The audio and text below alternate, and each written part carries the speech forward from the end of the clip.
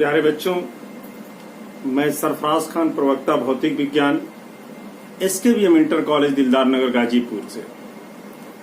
आज हम कक्षा 11 की भौतिक विज्ञान को हम पढ़ेंगे। पीछे की 2 कक्षाओं में हम भौतिक जगत तथा मापन को हम पढ़ रहे थे, उसी को आगे कंटिन्यू करते हुए आज की कक्षा में हम बीमाओं का उपयोग पढ़ेंगे। प्यारे बच्चों, बीमा के बारे में इससे अपने पहले वाले वीडियो में मैं बता चुका हूं। आज बीमा के तीनों उपयोगों को हम रिवाइज करते हुए आगे की तरफ बढ़ेंगे। प्यारे बच्चों, सबसे पहले आज हम बीमा का पहला उपयोग पढ़ेंगे, जिसमें हम एक पद्धति के मात्रक को दूसरी पद्धति के मात्रक में हम कन्वर्ट करते हैं, अर्थात MKS को CGS में कन्वर्ट करते हैं और CGS को MKS में कन्वर्ट करते हैं। इसके लिए एक हमने फार्मूले का प्रारूप प्राप्त किया था, पैटर्न प्राप्त किया था कि किस तरह से किसी सवाल को अगर हमको सॉल्व करना है तो किस पैटर्न पर हम MKS को CGS में या CGS को MKS में या SI को CGS में या CGS को SI में हम कन्वर्ट कर सकते हैं। इस पैटर्न के अनुसार जो हमारा फार्मूला था प्यारे बच्चों, वो N2 बराबर, आप ऑन ब्लैक बोर्ड देख सकते हैं, N2 बराबर N1, M1 अपान M2A, L1 अपान L2B, T1 अपान T2 पावर C या एंड सो ऑन आगे θ1 अपान θ2 पावर D। जिस प्रकार हमारी बीमा होगी इसी पैटर्न पर उस हम बीमा को क्या करते हैं, रख लेते हैं। इसलिए एक पद्धति से दूसरे पद्धति के मात्रक में हम बदलने के लिए हम बीमा के हेल्प से हम इसको करने जा रहे हैं। एक एग्जाम्पल आपके आगे प्यारे बच्चों हम दे रहे हैं। फर्स्ट एग्जाम्पल हमारे पास है, पहला उदाहरण है, पानी का घनत्व CGS पद्धति में 1 ग्राम प्रति सेमी घन है, तो इसका मान SI पद्धति में ज्ञात कीजिए। पानी का घनत्व CGS पद्धति में 1 ग्राम प्रति सेमी घन है, तो इसे SI पद्धति में व्यक्त कीजिए बीमा की सहायता से। यानी हम यहाँ देख रहे हैं कि हमको एक पद्धति जो दिया गया CGS दिया है, उसको हमको कन्वर्ट करके SI में लेकर के जाना है। तो प्यारे बच्चों, हम देखेंगे, हम सॉल्यूशन में देखते हैं, हम लिखते हैं कि दिया क्या है, जो भी न्यूमेरिकल मान दिया होता है वो सदैव N1 होता है। तो उसको हम N1 बराबर लिख लेते हैं 1 ग्राम प्रति सेमी घन। ये देखें, हमने सबसे पहले जो वैल्यू दिया था उसको हमने नोट कर लिया। जो भी मान दिया रहेगा प्रश्न में वो सदैव N1 होता है। अब हमको ये देखना है कि कन्वर्जन क्या करना है। तो हमको इसी को, ये CGS पैटर्न पर है, इसको हमको SI में हमको कन्वर्ट करना है। अब ये हमको समझना है कि ये किस में दिया हुआ है, ये हमारा CGS में। चलिए, ये हमारा किस में है, ये CGS में है और इसको कन्वर्ट कीजिए SI में। तो सबसे पहले हम देखेंगे प्रश्न में कि किस भौतिक राशि की चर्चा हो रही है। तो देखिए, कर है पानी का घनत्व। तो सबसे पहले हमको क्या करना होगा, जिस भौतिक राशि के बारे में कह रहा है उसकी बीमा लिखनी होगी। तो सबसे पहले हम चले लिखते हैं घनत्व की बीमा बराबर, पहला कार्य होगा हम घनत्व की क्या करेंगे, बीमा लिखेंगे। और हमने पढ़ा है कि घनत्व की बीमा ml के घात -3 होता है। तो सबसे पहले प्यारे बच्चों हम क्या करते हैं, जिस भौतिक राशि के बारे में कहता है उसकी बीमा को क्या करते हैं, लिख लेते हैं।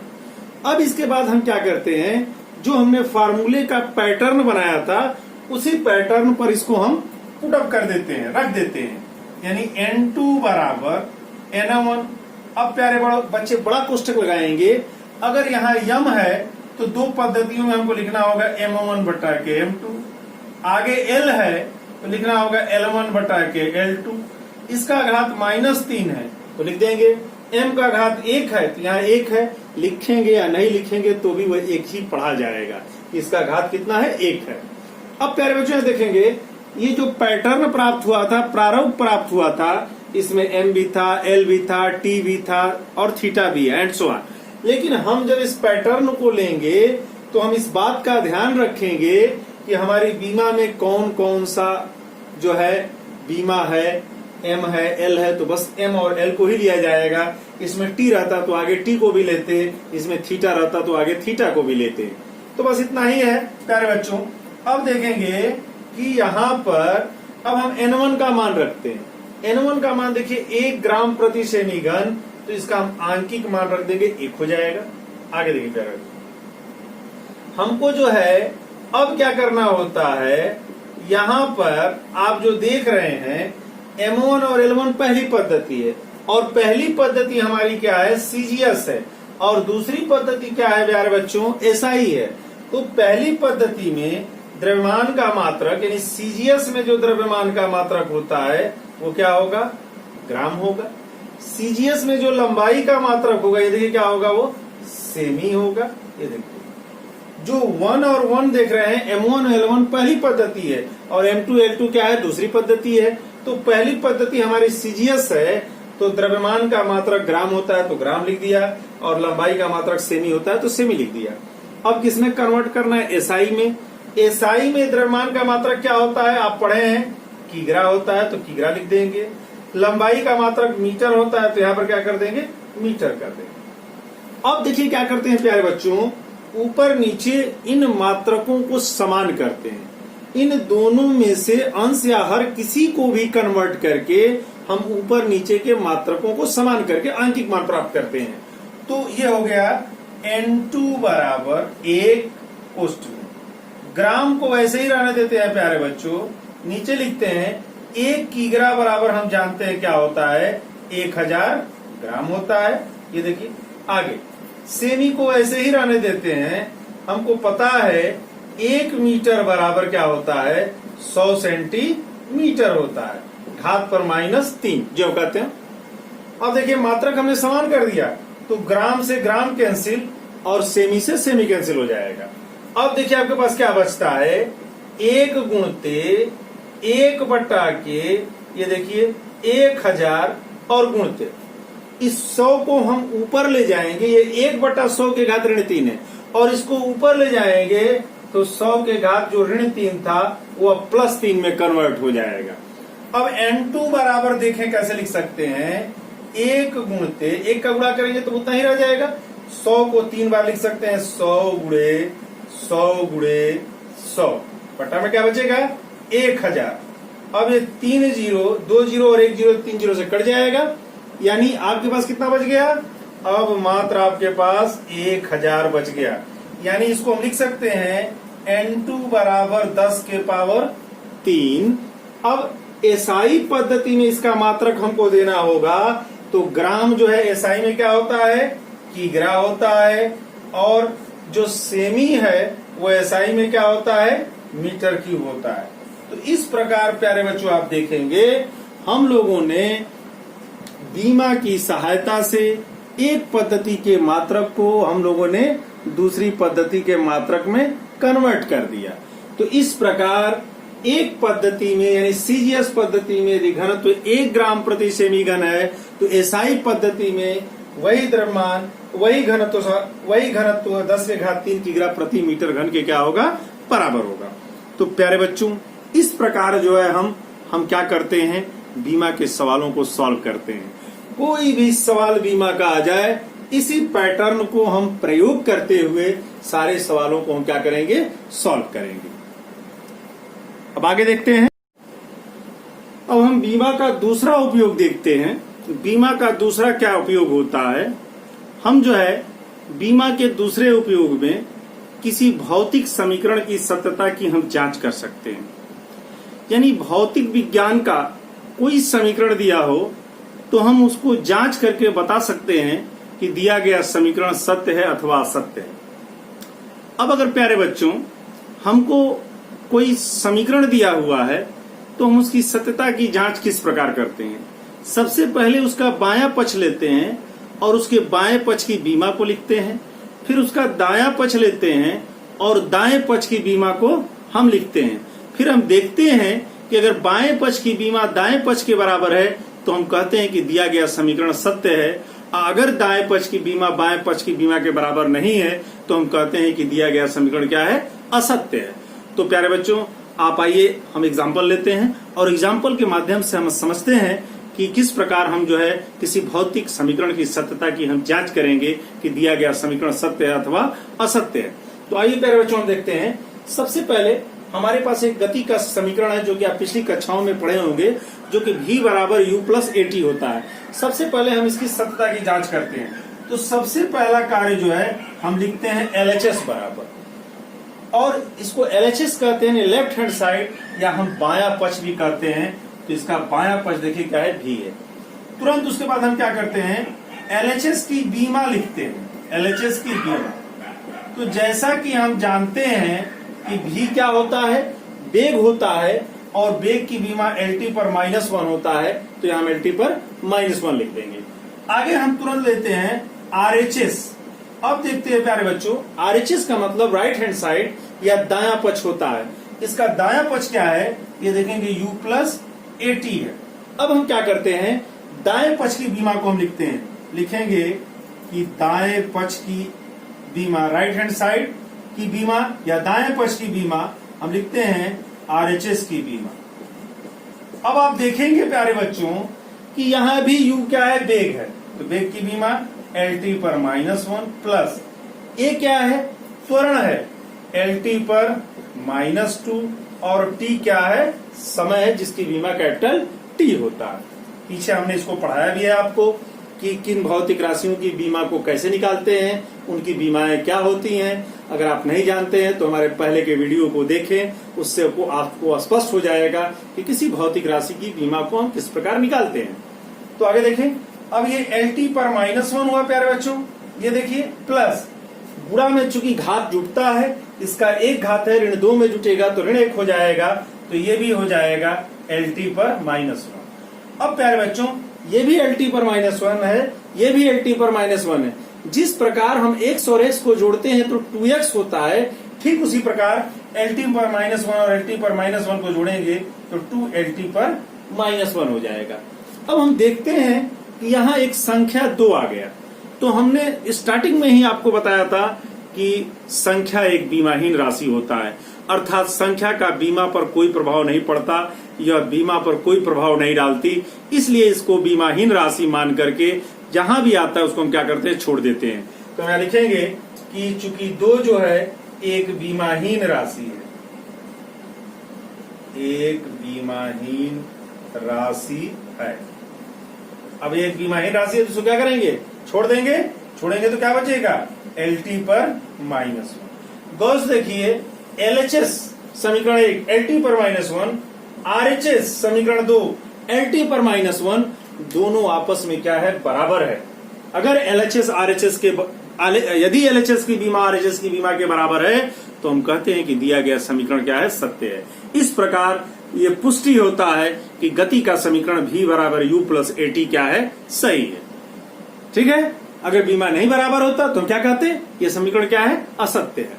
अब एक और एग्जांपल लेते हैं प्यारे बच्चों, ये देखें, एक व्यंजक होता है, हम भौतिक विज्ञान के दूसरे भाग में पढ़ेंगे कि यंग प्रत्यास्थता गुणांक y बराबर mgl बटा के πr²L होता है। सारे जितने भौतिक कांस्टेंट, इस भौतिक टर्म जितने आएंगे सबकी बीमा स्टार्टिंग में हमने बता दिया था कैसे निकालते हैं, और 40-50 बीमाओं को हमने भेज भी दिया था आपको व्हाट्सएप ग्रुप में, आप उसको देख लेंगे कि किस तरह की बीमाएं हमारे चैप्टरों में यूज होगी।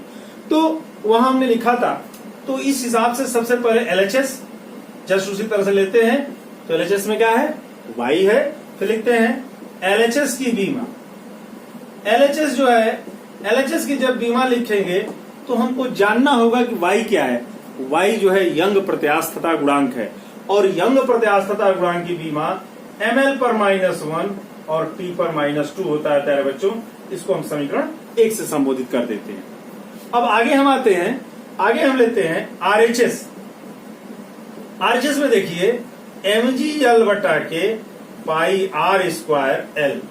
अब देखें, n द्रव्यमान है, इसकी बीमा कैपिटल M, g गुरुत्वीय त्वरण है, इसकी बीमा LT पर -2, उसके बाद L लंबाई है, इसकी बीमा L बटा में पाई एक कांस्टेंट है, पाई का मान 22/7 होता है, एक नियतांक है, तो नियतांक की भी कोई बीमा नहीं होती, इसलिए उसको भी हम छोड़ देंगे, पाई को भी छोड़ देंगे। R की बीमा दूरी है L, तो L² हो जाएगा, और ये L है तो ये L ही रहेगा।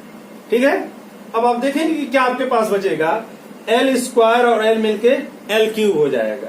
और ऊपर एल में एल का गुणा होगा तो क्या होगा, एल स्क्वायर हो जाएगा। अब हम ये देखेंगे ऊपर आपके पास क्या हो जाएगा, एम एल स्क्वायर टी पर -2 और बटा में क्या हो जाएगा, एल क्यूब। ठीक है। अब प्यारे बच्चों इसको आप अगर ऊपर लेकर के जाते हैं, आप गौर से देखेंगे, इसको एल क्यूब को ऊपर हम लेके जाते हैं तो क्या बचेगा, एम एल पर -1 और टी पर आपका क्या बचेगा, -2। ये देखिए एम एल पर -1 और टी पर -2, ये हमारा समीकरण नंबर क्या हो गया, 2।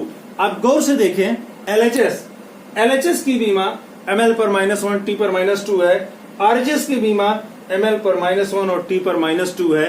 तो हम देख रहे हैं एलएचएस की बीमा आरएचएस की बीमा के बराबर है, अतः यह भी दिया गया समीकरण क्या है, सत्य है। ठीक है प्यारे बच्चों, इस प्रकार भौतिक विज्ञान के किसी भी समीकरण की हम सत्यता की पुष्टि कर सकते हैं कि दिया गया समीकरण सत्य है अथवा असत्य है। अब प्यारे बच्चों आगे हम बढ़ते हैं। आगे प्यारे बच्चों हम बीमा का तीसरा उपयोग देखते हैं, विभिन्न भौतिक राशियों में संबंध स्थापित ज्ञात करना।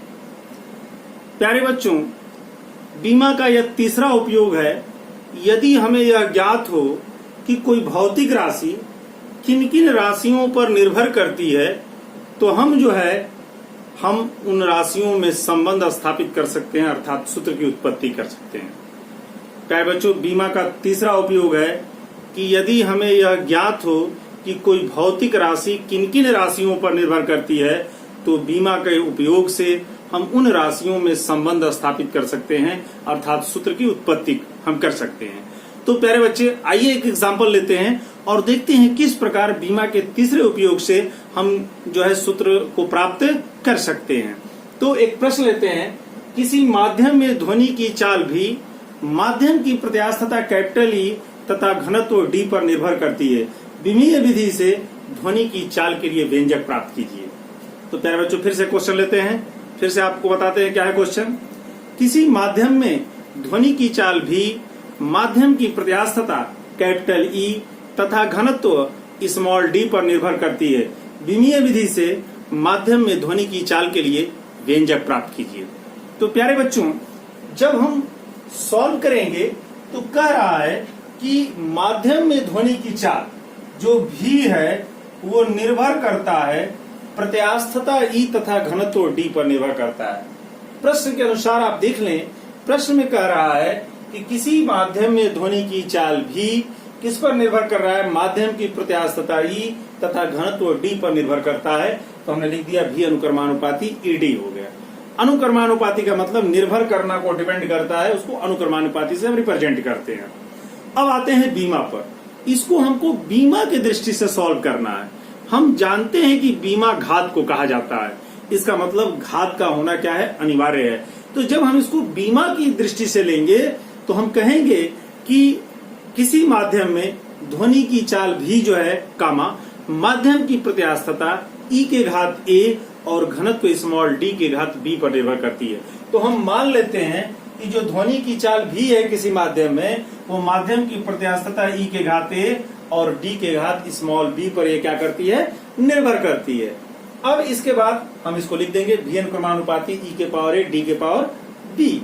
हम ऐसे लिखेंगे प्यारे बच्चों, किसी माध्यम में ध्वनि की चाल भी माध्यम की प्रत्यास्थता ई के घात ए तथा घनत्व डी के घात बी पर निर्भर करती है, और उसी को प्रतीक के रूप में भी अनुक्रमानुपाती ई के पावर ए और डी के पावर बी लिख लेंगे। इसमें भी सवाल को सॉल्व करने का एक ही पैटर्न होता है। एक सवाल जिस पैटर्न से सॉल्व होगा, सारे सवाल इसी पैटर्न पर सॉल्व होते चले जाएंगे। अब प्यारे बच्चों जब भी हम अनुक्रमानुपाती को हटाते हैं तो यहाँ एक कांस्टेंट लिखते हैं। हमने के लिख दिया, जिसको हम अनुक्रमानुपाती नियतांक कहते हैं। आगे हो जाएगा ई के घात ए और डी के घात बी हो जाएगा। ये हो गया समीकरण नंबर 1। अब हम क्या करते हैं, दोनों पक्षों की इसमें बीमा लिखते हैं। प्यारे बच्चों दोनों पक्षों की बीमा लिखने पर, अब देखिए इसमें हम क्या कर रहे हैं, दोनों पक्षों की हम बीमा लिख रहे हैं। तो वेग की बीमा क्या हो जाएगा, एल टी पर -1 बराबर के एक नियतांक है, नियतांक की कोई बीमा होती नहीं जिसको हम छोड़ देंगे। ई जो है प्रत्यास्थता गुणांक है, तो एम एल पर -1 टी पर -2 होता है, घात पर ए डी घनत्व है तो इसका होता है ml पर -3 और घात पर d हो जाएगा। अब जो घात है उसको हम अंदर करते हैं। ये देखिए LT पर -1 बराबर ये हो जाएगा m के घात a, l के घात -a, t के घात -2a। ये अंदर होगा तो m के घात b और l के घात -3b। अब प्यारे बच्चों ये हो गया LT पर -1 बराबर, हम जानते हैं कि गुणा में घात क्या होता है, जुड़ जाता है। तो देखिए गुणा करेंगे तो m के घात हो जाएगा a प्लस b, l के घात हो जाएगा -a प्लस b -a। ये देखिए m का m में गुणा करेंगे तो a प्लस b, l का l में करेंगे तो -a -3b और t अकेले है तो ज्यों का त्यों 2a इसको हम लिख देंगे। ये देखिए 2a हमने लिख दिया है, ये 2a है, ठीक है। अब देखिए हम दोनों पक्षों में घात से कंपेयर करते हैं। दोनों पक्षों में घात से तुलना करने पर, प्यारे बच्चों देखें हम दोनों पक्षों में इसके घात से क्या करते हैं, कंपेयर करते हैं। अब इसका घात देखिए क्या है, m के घात a प्लस b, m इधर नहीं है तो नहीं है तो हम m को लिख सकते हैं। m के घात ऐसे कर सकते हैं 0। अगर m के घात 0 लिख दें तो किसी भी राशि के पावर 0 का मान क्या होता है, 1 होता है। ये 1 होगा, 1 का इसमें गुणा होगा तो इससे उस पर कोई प्रभाव नहीं पड़ेगा। तो जो इधर नहीं दिखाई देता है उसके पावर 0 लिख लेते हैं। यहाँ m के घात a प्लस b है तो ये हो गया a प्लस b, ये देखिए आपका। और यहाँ m के पावर क्या है 0 तो a प्लस b बराबर आपका क्या हो जाएगा 0 हो जाएगा, ठीक है। दूसरा देखिए l के घात क्या है -a -3b, l के घात क्या है 1 हो जाएगा, कुछ नहीं लिखा है तो 1 पढ़ेंगे। तीसरा देखिए क्या है -2a बराबर t के घात क्या है -1। आप देख लीजिए प्यारे बच्चों, यहाँ पर आप देख सकते हैं कि यहाँ जो है a प्लस b बराबर 0 है, -a -3 बराबर हमने कंपेयर कर दिया, a प्लस b बराबर 0, -a -3b बराबर 1, -2a बराबर -1 हो गया। माइनस से माइनस क्या होगा, कैंसिल हो जाएगा। तो a बराबर देखिए हमको तुरंत मिल जाएगा 1/2। इसको हम समीकरण 2 कर लेते हैं, इसको समीकरण 3 कर लेते हैं। तो 2 और 3 किसी में भी a का मान रखेंगे तो b का मान प्राप्त हो जाएगा। तो लिखेंगे a का मान समीकरण 2 में रखने पर, अब देखिए समीकरण 2 क्या है, a प्लस b बराबर 0। a का मान क्या हो जाएगा 1/2 प्लस b बराबर 0। तो b बराबर देखिए प्यारे बच्चों क्या आ जाएगा -1/2। a का मान 1/2 आ गया, b का मान -1/2 आ गया। समीकरण 1 में रख सकते हैं, 2 में रख सकते हैं तो b ही का मान आएगा। अब a b का ही हमको मान निकालना था। अब इस मान को हम समीकरण 1 में रख देते हैं। a और b का मान कहाँ रखेंगे, समीकरण 1 में रखने पर इस प्रकार प्यारे बच्चों समीकरण 1 देखिए क्या है, v बराबर k e के पावर a है। a का मान कितना निकाल दिया हम लोग 1/2। d के घात b है, b का मान हमने कितना निकाल दिया -1/2। उसको नीचे लेके आएंगे, v बराबर k e के पावर 1/2 पूरे बटा में d के घात 1/2। या हम जो क्या लिख सकते हैं, v बराबर k करणी में e/k d। ये प्यारे बच्चों पहले हम इस प्रकार इसको हम प्राप्त कर सकते हैं। लेकिन हम जानते हैं कि जो k है एक अनुक्रमानुपाती नियतांक है, इसका मान प्रयोगशाला में ही ज्ञात किया जा सकता है। अगर प्रयोगशाला में ज्ञात करते हैं तो प्रयोग द्वारा ये प्राप्त होता है k बराबर 1, k बराबर 1 प्राप्त होता है, रख देंगे तो v बराबर करणी में e/d हो जाएगा। और यही आपका सूत्र होता है, वायु में ध्वनि की चाल v बराबर √e/k क्या होता है, स्मॉल d होता है। तो प्यारे बच्चों हम लोगों ने प्राप्त कर लिया फार्मूला। इसी प्रकार हमको सारे फार्मूलों को, सारे सवालों को सॉल्व करना है। सबसे पहले जिस राशि को निर्भर करने को कह रहा है उसको उसके अनुक्रमानुपाती जिस जिस राशि को कर रहा है उस पर घात मान लेते हैं, उसके बाद अनुक्रमानुपाती को हटाकर के लिखते हैं, दोनों पक्षों में सबसे पहले बीमा लिखते हैं, बीमा लिखने के बाद घात से तुलना करके सॉल्व करके ए और बी का मान निकालकर समीकरण 1 में रख देते हैं, तो हमको व्यंजक प्राप्त हो जाता है। और आगे हम देखते हैं प्यारे बच्चों, अब हम कुछ तर्क संगत प्रश्नों को लेते हैं प्यारे बच्चों। अभी तक तो हम उपयोग पढ़ रहे थे, कुछ अलग टाइप के भी क्वेश्चंस आते हैं परीक्षाओं में, जिनको हम तर्क संगत अपने विवेक के आधार पर ऐसे प्रश्नों को हम सॉल्व करते हैं। कुछ इस तरह के प्रश्न आपको समझने होंगे। अगर प्यारे बच्चों बीमा में जोड़ और घटाने को देखा जाए तो आप क्या समझ पाते हैं, जरा इसको देखिए। अगर बीमा में हम किसी भी राशि को तभी जोड़ सकते हैं जब दोनों की बीमा क्या हो, समान। प्यारे बच्चों गौर से देखिएगा, अगर कोई राशि जोड़ी गई है, जैसे देखिए v बराबर a plus B T plus C T square है, इनको हम तभी जोड़ सकते हैं जब इन सब की बीमा क्या हो, समान। अगर बीमा समान नहीं होगी तो इनको नहीं जोड़ा जा सकता। तो अगर पहले ही से जोड़ दिया गया है, अगर इसको बीमा की दृष्टि से देखेंगे तो हम कहेंगे कि इन तीनों की बीमा आपस में बराबर है। ए की बीमा बीटी के बराबर है और बीटी की बीमा सीटी के बराबर है, सीटी स्क्वायर के बराबर है। क्योंकि अगर बीमा बराबर नहीं रहेगा तो इनको हम जोड़ नहीं सकते। जैसे गौर करिए, एल प्लस टी को जोड़ने को कहा जाए, बीमा समान नहीं है, बराबर नहीं है, नहीं जुटेगा।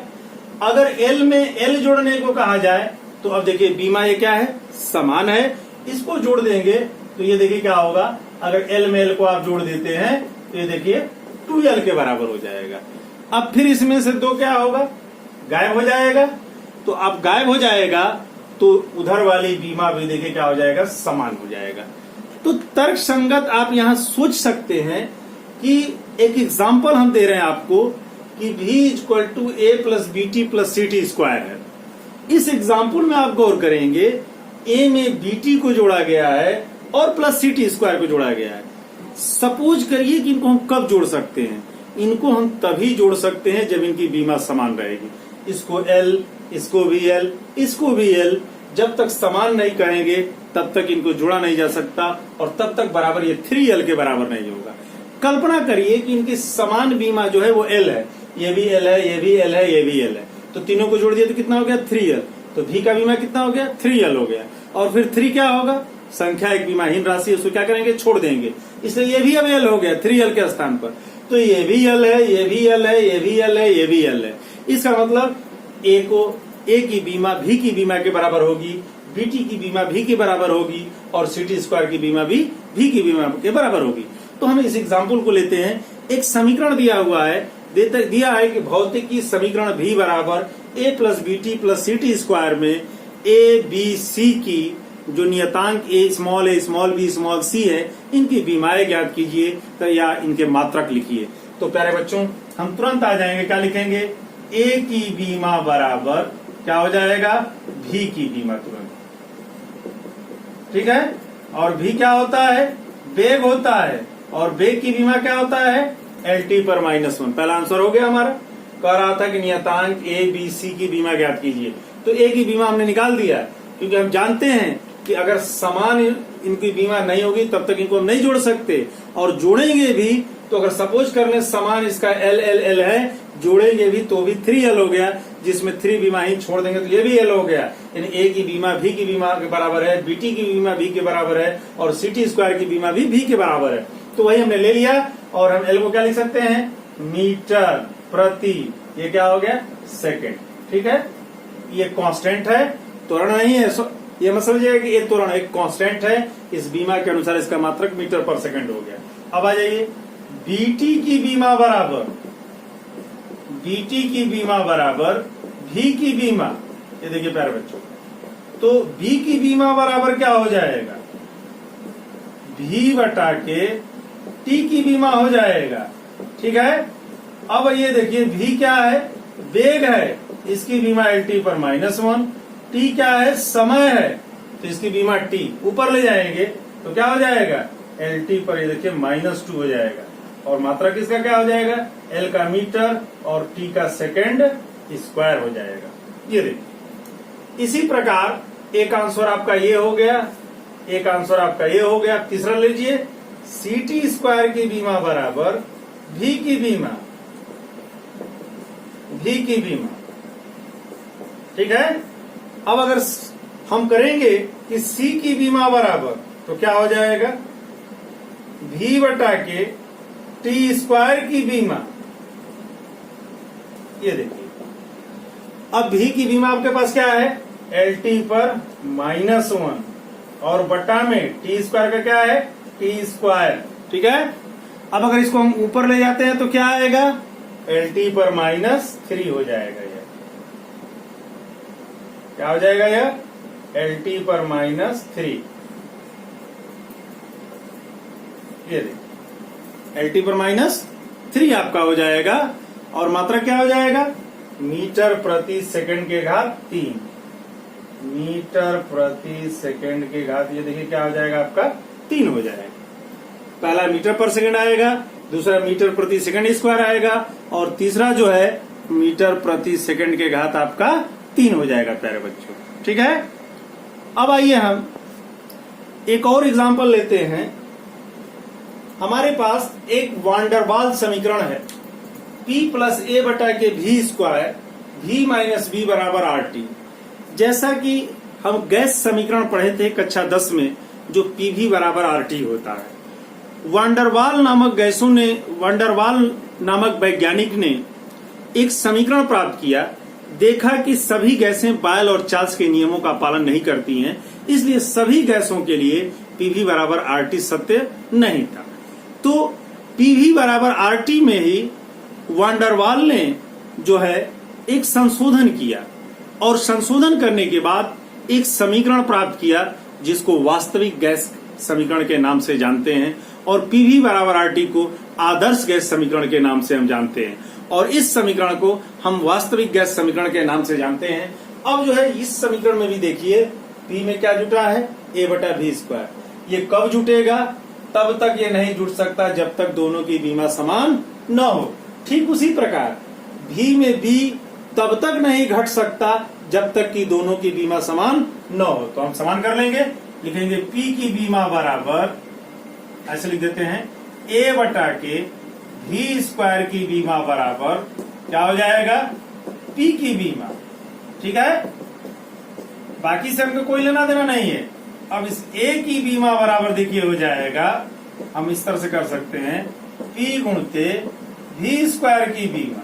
ठीक है प्यारे बच्चों, P क्या है, दाब है, ml पर -1 और T पर क्या होगा, P बराबर है भाई, ये होता है भाई, तो ml पर -1 और T पर -2 और आयतन का L क्यूब का होल स्क्वायर हो जाएगा, यानी 6 घात हो गया। ये देखिए ml पर -1, T पर -2 और L के घात कितना हो जाएगा, 6, एक घटेगा, तो ml पर 5 और T पर -2। एक आंसर आपका प्राप्त हो गया। प्रश्न ये देता है कि वांडरवाल का समीकरण है P प्लस ए बटा V square V minus B बराबर RT में नियतांक A और B की बीमा ज्ञात कीजिए। तो हमने A निकाल लिया। अब इसको घटाया तभी जा सकता है जब दोनों की बीमा समान हो। इसे लिख सकते हैं V की बीमा बराबर आपका हो जाएगा V की बीमा। अब जो है V क्या है प्यारे बच्चों, ध्यान देंगे, V यहाँ पर आयतन है, इसकी बीमा L क्यूब हो जाएगा। तो ये प्यारे बच्चों ये दूसरा आंसर। A की बीमा ml पर 5 T पर -2 और B की बीमा L क्यूब हो जाएगा। कभी कभी बच्चे जो है कंफ्यूज हो जाते हैं V में और B में। V जो है वेग भी होता है और V जो है आयतन भी होता है, वॉल्यूम भी होता है। तो गैस समीकरण में आप जानते हैं कि V वॉल्यूम है, आयतन है, इसलिए यहाँ आयतन की बीमा लिखी गई है L क्यूब। और बच्चे कभी कभी इसको वेग समझ करके LT पर -1 लिख देते हैं, इसलिए गलत हो जाता है। तो समीकरणों को हमको समझना भी होगा। जैसे जैसे हम चैप्टर पढ़ेंगे सारे समीकरणों को भली भांति पढ़ लेंगे, कोई समीकरण नहीं छूटेगा। ये सारे समीकरण आप जो है स्वतः ही जैसे जैसे लेसन बढ़ते जाएंगे सारे सूत्रों की उत्पत्ति कर लेंगे और आप जानेंगे भी कि ये किस चीज का समीकरण है, कैसा समीकरण है। चूंकि बीमा स्टार्टिंग में ही है तो पूरे चैप्टरों को भौतिक विज्ञान को सजा करके रखा है, इसलिए हम इसको यहीं पर पढ़ ले रहे हैं और जिसको समझ ले रहे हैं। हमको उम्मीद है कि आपको ये बीमा का उपयोग पसंद आया होगा। अगर कोई चीज आपको समझने में कठिनाई होगी तो हमारे चैनल को सब्सक्राइब करिए और हमारे कमेंट बॉक्स में जाकर के लिखें, हम उसका जरूर समाधान करेंगे और आपको सटीक उत्तर देंगे और इससे भी अच्छा वीडियो जो है बनाने का प्रयास करेंगे। बहुत बहुत धन्यवाद। मिलते हैं अगली कक्षा में।